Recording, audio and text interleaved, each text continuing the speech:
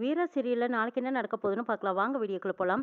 மாறன் கொண்டு போய் கடைக்கு முன்னாடி வீராவ விடுறாங்க. "டேய் நான் பேசினேன்னு கோவிச்சுக்கிட்டு கடைக்கு இது வராம இருந்துடாதடா. ஒழுங்கா வந்து சேருங்கிறாங்க. போ நான் வந்துடுறேன். சின்ன ஒரு அவசர வேலை பார்த்துட்டு வந்துடுறேன்ட்டு போறாங்க." வீரா கடைக்குள்ள போயிடுறாங்க. மாறன் அந்த விக்னேஷ் தேடி போறாங்க. அந்த விக்னேஷ் கேட்குறாங்க இன்னொருத்தர், "என்னடா ரொம்ப செல்வாக்கா இருப்ப போல இருக்கு. லாட்டரி கீது ஏதாவது அடிச்சிருக்கா என்ன?" அப்படின்னு கேட்குறாங்க. "அதெல்லாம் ஒண்ணும் இல்லடா.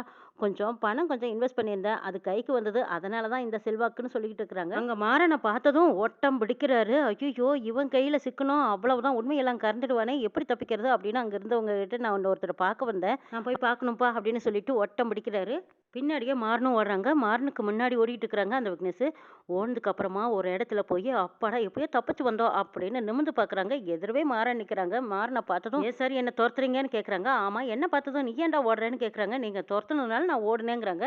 "தப்பு பண்ணா தானே ஓடணும். நீ தான் எந்த தப்புமே பண்ணலையே. அப்புறம் ஏன்டா ஓடுற? என்கிட்ட உண்மைய மறைக்காம சொல்லு. உன்னை யாராவது மிரட்டுனாங்களா? உன்னை யாராவது பொய் சாட்சி சொல்லி மிரட்டுனாங்களா? சொல்லுடா. நீ சொல்லலைனாலும் நான் யாரா இருந்தாலும் கண்டுபிடிச்சிருவேன். நான் கண்டுபிடிச்சதுக்கு அப்புறமா உனக்கு என்ன தண்டனை இருக்கும் தெரியுமா?" அப்படின்னு மாறன் சொல்லிட்டு இருக்கும்போது, "உனக்கு குடும்பமெல்லாம் இருக்குல்ல. உன்னை யார் இப்படி செய்ய சொன்னாங்கன்னு சொல்லு. நான் உன்னையும் காப்பாத்திடுறேன். உன் குடும்பத்தையும் காப்பாத்திருவேன். சொல்லுடா." அப்படின்னு கேட்டுட்டு இருக்கிறாங்க. அந்த ஆக்சிடென்ட் ஆன பாண்டியனை எனக்கு தெரியவே தெரியாது. அது எப்படி அவங்க கூட நான் சண்டை போட்டிருப்பேன்? உன்னை யாராவது அப்படி சொல்ல சொன்னாங்களா? பணம் கொடுக்குறேன்னு சொன்னாங்களா? சொல்லுடா. நான் அந்த பணத்தை உனக்கு கொடுக்குறேன். உன்னை யார் அப்படி சொல்ல சொன்னாங்கன்னு சொல்லு. எனக்கு அது போதும்னு மாறன் கேட்டுட்டு இருக்க. பதட்டப்படாத, பயப்படாத. ஆள் ஆறுன்னு மட்டும் சொல்லு. எல்லாம் நான் பார்த்துக்கிறேன். உனக்கு எந்த பிரச்சனையும் வராதுன்னு மாறன் சொல்லிட்டு இருக்க. நீங்க இந்த மாதிரியெல்லாம் கேட்டா நான் உண்மையை சொல்லிருவேன்னு நினைச்சீங்களா? சார் உங்களுக்கு அவருக்கு சண்டை நடந்தது உண்மை. இது என் கண்ணால நான் பார்த்தேன்னு சொல்றாரு அந்த விக்னேஷ். ஓஹோ! அப்படின்னா சரி. நீ பார்த்தேன்னு சொல்றீங்களா? அப்ப கூட யாரெல்லாம் இருந்தாங்க? நீ எங்கிருந்து பார்த்த? எனக்கு அவருக்கு என்ன சண்டை நடந்தது? இதையெல்லாம் நீ என்கிட்ட சொல்லுடா. சொல்லு. எப்ப பார்த்த? எங்க பார்த்த? அத சொல்லுடா அப்படின்னு மாறன் பிடிவாதமா கேட்கவும், நான் சரியான கொலைக்காண்டுல இருக்கேன். மரியாதையா உண்மைய சொல்லிடு அப்படின்னு மிரட்டி கேட்டுட்டு இருக்கிறாங்க மாறன். இங்க பாருங்க, நீங்க அந்த பாண்டியனை கொலை பண்ணுனதும் இல்லாம என்னை வேற மிரட்டி கேட்குறீங்களா? நீங்க எத்தனை தடவை கேட்டாலும் நான் இதையே தான் சொல்லுவேன் அப்படின்னு சொல்றாங்க அந்த விக்னேஷ். ஒரு பொய்ய உண்மையாக்க பார்க்கறியா? அடிச்சேன்னு வச்சுக்கோ அப்படின்னு கைய தூக்குறாங்க. ஐயோ! அடிக்கிறாரு அடிக்கிறாருன்னு சத்தம் போடுறாங்க. ஏன்டா அடிக்கவே இல்ல. அடிக்கிறதுக்கு முன்னாடியே சத்தம் போடுறியா? அப்படின்னு மறுபடியும் அடிக்க கையோங்கும்போது போலீஸ் இன்ஸ்பெக்டர் வந்ததும் மாறன் கைய பிடிச்சுக்கிறாங்க. கேஸ் போய்க்கிட்டு இருக்கும்போது விக்னேஷ தனியா கூட்டிட்டு வந்து பேசுறதே தப்பு.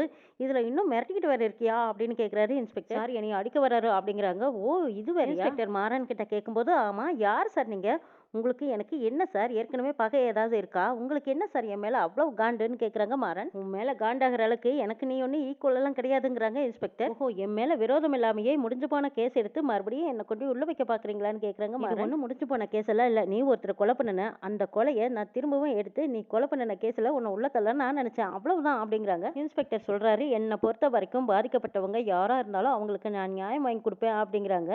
மாறன் கேட்குறாரு, அடே அப்பா! நீ நியாயம் வாங்கி கொடுக்குறியா? உன்னை பத்தி நான் நல்லா விசாரிச்சுட்டேன். உன்னோட ப்ரோக்ரஸ் கார்டு என்னங்கிறது எனக்கு தெரியும். என்னை பத்தி விசாரிச்சேன்னு சொல்றியே, என்னை பார்த்தா அப்படி கேவலமா தெரியுதா? இப்போ என்னை பார்த்தா அடிக்கணும்னு தோணுதா உனக்கு?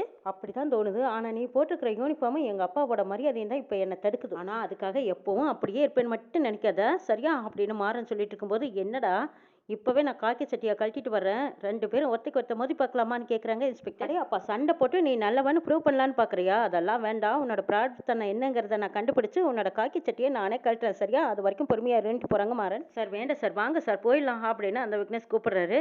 டேய் பொய் சச்சி கரெக்டா நீ அந்த ஆளோட பாக்கெட்ல பூந்துக்கோடா. அப்புறம் என்கிட்ட மாட்டினேன்னு வச்சுக்கோ. உன்னை உண்டியலேன்னு பண்ணிடுவேன்னு மிரட்டி விடுறாங்க மாறன். இன்ஸ்பெக்டரும் அந்த விக்னேஷும் கிளம்பி போயிடுறாங்க. துணிக்கடையில ராகவன் டிராவை நீக்கி பார்க்குறாங்க. பணம் நிறைய இருக்கு. இதுல எடுக்கலாமா வேண்டாமான்னு யோசிக்கிறாங்க.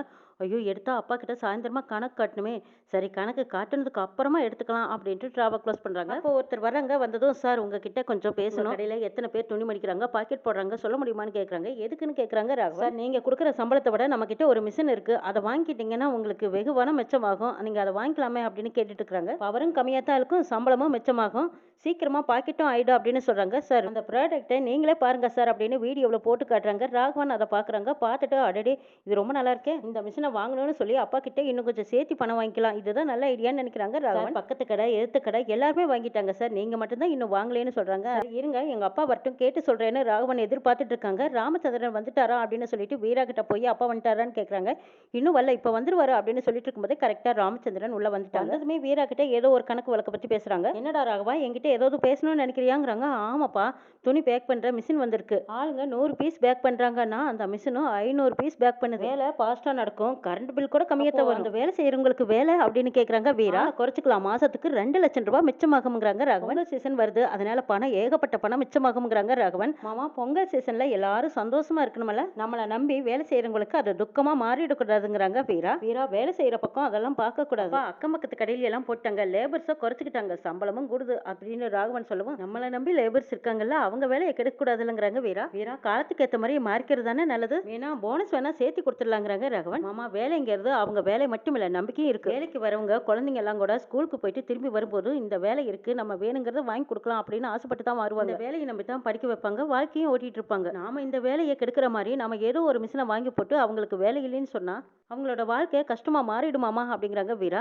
இல்ல, அவங்களுக்கு வேணா வேற வேலை போட்டு கொடுத்துடலாம் வீரா. நான் வாங்குறதுக்காக என்னென்னமோ ஐடியா கொடுக்குறாங்க ராகவன். டே ராகவா, நீ சொல்ற மாதிரி வேலை செஞ்சுக்கிட்டு இருக்கிறவங்கள வேண்டான்னு சொல்லி வேற ஒரு வேலை கொடுத்து அந்த வேலைக்கு மிஷின் வந்துட்டா என்னதான் செய்யறது?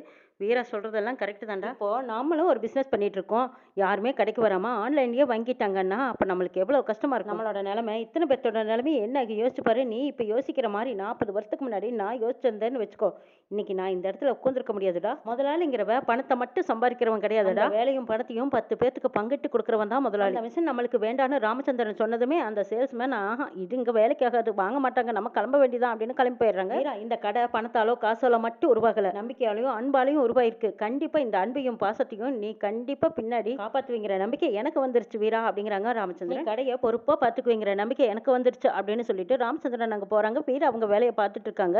ராகவன் டென்ஷனாவே இருக்காரு. சார், நாளைக்கும் திரும்பவும் உங்க வீட்டு வாசல்ல வந்து நிக்கிற மாதிரி பண்ணிடாதீங்க, அப்புறம் நான் மட்டும் தனியா வர மாட்டேன், கூட ஆளோட தான் வருவேன் அப்படின்னு அந்த விக்னேஷ் சொன்னதை நினைச்சு பாக்குறாங்க. ராகவன் தனியா வந்து அவங்களுக்கு தெரிஞ்சவங்க கிட்ட ஒருத்தர்கிட்ட 10 லட்சம் ரூபாய் கடன் கேட்கறாங்க.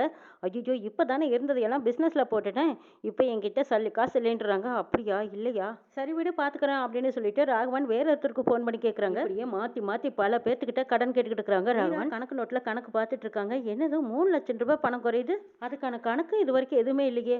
சரி, ஜார்ஜ் அண்ணாவை கேட்டு பார்க்கலாம்னு சொல்லி ஜார்ஜ் அண்ணாவை கூப்பிட்டு கேட்கறாங்க. அக்கௌண்ட்ஸ்ல 3 லட்சம் ரூபாய் குறையுது, யாருக்காவது கொடுத்துட்டு நீங்க வர வைக்காம விட்டுட்டீங்களான்னு கேட்கறாங்க. ஆமா, ராகவன் சார் வாங்கினாரு, அவர் உங்ககிட்ட சொல்லியா மேடம் அப்படின்னு கேட்கறாங்க. ஓ அப்படியா, அவர் தான் வாங்கினாரா, அவர் என்கிட்ட சொல்லல, நான் கேட்டுக்கிறேன் போங்க அப்படின்னு சொல்லி அனுப்புறாங்க வீரா. ராகவன் வந்து கொண்டதும் வீரா போய் கணக்கு கேட்கறாங்க. கேசியர் கிட்ட 3 லட்சம் ரூபாய் வாங்குனீங்களான்னு கேட்கறாங்க. ஆமாங்கிறாங்க ராகவன். எதுக்கு வாங்குனீங்கன்னு கேட்கும்போது அந்த சூரத் பார்ட்டிக்கு தான் கொடுக்க வேண்டியது இருந்தது, நான் கொடுத்தேன்னு சொல்றாங்க. அவங்க பணத்தை நேத்து வாரமே போட்டாச்சே மாமா. ராகவன் சமாளிக்கிறதுக்காக வேற ஒருத்தரோட பேரை சொல்றாங்க. அவருக்கு நம்ம போட்டாச்சு, ஒரு ரூபா கூட பாக்கி இல்லையே மாமாங்கிறாங்க வீரா. அவரு அட்வான்ஸ் கேட்டிருந்தாரு, நான் கொடுத்துட்டேன், அதை அடுத்த தடவை நம்ம பேமெண்ட்ல சேர்த்துக்கலாம் சரியா அப்படின்னு ராகவன் சொல்லி சமாளிக்கிறாங்க. ரொம்ப பெரிய ஆளாச்சு, இந்த மாதிரி சின்ன அமௌண்ட் எல்லாம் அவர் கேட்க மாட்டாரு அப்படின்னு வீராவுக்கு சந்தேகம் வருது. என்ன வீரா, ஏன் அப்படி பாக்குறேன்னு கேட்கறாங்க ராகவன். நீங்க பணம் எடுத்ததுக்கும் கொடுத்ததுக்கும் நீங்க ஒரு கையெழுத்து போட்டு கொடுத்தீங்கன்னா பரவாயில்லன்னு வீரா கேட்கறாங்க. ராகவன் அந்த 3 லட்சத்துக்கே கரெக்டான பதில் சொல்ல முடியாம கையெழுத்து போட்டு கொடுங்க மாமான்னு கேட்டதும் கையெழுத்து போட்டு கொடுத்துக்கிட்டே இருக்காங்க. பயந்து போய் நிக்கிறாங்க. வீரா ஏன் இப்படி பயப்படுறாரு? மாமா, நீங்க கையெழுத்து போட்டு கொடுத்தது போதும், எதுக்கு எல்லாமே போட்டுட்டு இருக்கீங்கன்னு வீரா கேட்கும். அப்படியா, இந்தமா அப்படின்னு க்ளோஸ் பண்ணி கொடுக்குறாங்க. வீரா ராகவனை கண்காணிச்சுட்டே இருக்காங்க. ராகவன் எதுக்கோ எங்கேயோ பயந்த மாதிரியே இருக்காரு. சரி, என்னங்கிறத மறுபடியும் பாத்துக்கலான்ட்டு விட்டுறாங்க. வீரா செல்லுக்கு தான் இன்ஸ்பெக்டர் போன் பண்ணி கேட்கறாங்க. யார் நீங்க அப்படின்னு கேட்கும்போது, உங்க புருஷனுக்கு என்ன குளிர் விட்டு போச்சா, விக்னேஸை வெளியில வச்சு அடிச்சா நாங்க சும்மா விட்டுருவோமாங்கிறாங்க இன்ஸ்பெக்டர். ஸ்டேஷன்லயே அந்த விக்னேஸை எங்க கண்ணு முன்னாடி மிரட்டினீங்க, இப்ப வெளியில வச்சு அடிக்க பாக்குறீங்க, நாளைக்கு பின்னாடி அந்த ஆளுக்கு ஏதாவது ஒன்று ஆச்சுன்னா ஜெயிலுக்கு போக உங்க புருஷனை தயாரா இருந்துக்க சொல்லுங்க. இந்த கேஸ் முடியற வரைக்கும் அந்த விக்னேஸை உங்க வீட்டுல இருக்கவங்க யாராவது சந்திச்சாங்கன்னா நான் சும்மா விட மாட்டேன், உங்க ஃபேமிலியில இருக்கிறவங்க எல்லாத்துக்கிட்டையும் சொல்லி வைங்கன்னு சொல்லிட்டு போனை கட் பண்றாங்க இன்ஸ்பெக்டர். அண்ணனோட கேஸை திருப்பி எடுத்து ஏன் இந்த இன்ஸ்பெக்டர் இப்படி டார்ச்சர் கொடுக்குறாரு, யார் காரணம் இருக்கு, வீட்டுல யாருமே போலீஸ் கிட்ட இதை பத்தி பேசவே இல்லை, அப்படி இருக்க இவர் ஏன் இப்படி மாறின பின்னாடியே துரத்தி துரத்தி டார்ச்சர் கொடுக்குறாருன்னு மீராவுக்கு சந்தேகம் வருது. கண்மணியோட பேச்சை கேட்டு ஆடிக்கிட்டு இருக்கிற இந்த இன்ஸ்பெக்டரோட தில்லாலங்கடி வேலையெல்லாம் மாறன் கண்டுபிடிச்சதுக்கு அப்புறமா மீராவும் மாறனும் சேர்ந்துக்கிட்டு அந்த இன்ஸ்பெக்டருக்கு எப்படியெல்லாம் தண்ணி கட்டுறாங்க அப்படிங்கிறதையும் நம்ம நாளை எபிசோட்ல பார்க்கலாம்.